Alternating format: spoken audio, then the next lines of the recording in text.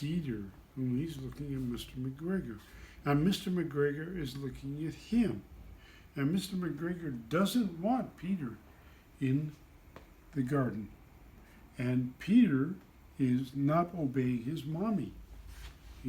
His mommy told him, don't go to that garden.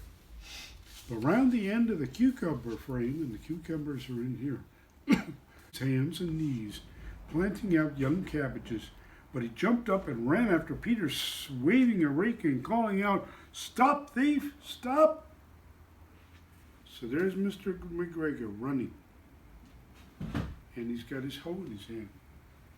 He's trying to catch Peter, who's being a very naughty bunny.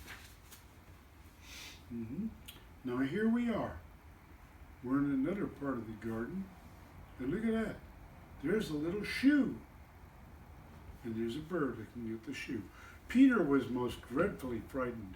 He rushed all over the garden, for he had forgotten the way back to the gate. He lost one of his shoes among the cabbages and the other shoe amongst the potatoes. Here it says among the cabbages, and there it says amongst the potatoes.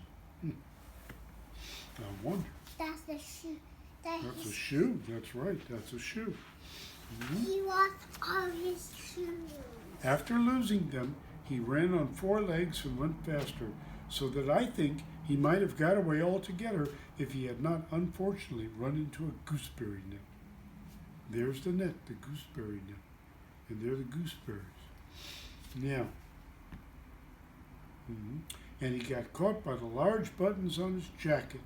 It was a blue jacket with brass buttons and quite new. And he's caught. He's in trouble. And look at the gooseberries. What color are the gooseberries? Berries red. Yes. And the gooseberries are growing in this big net.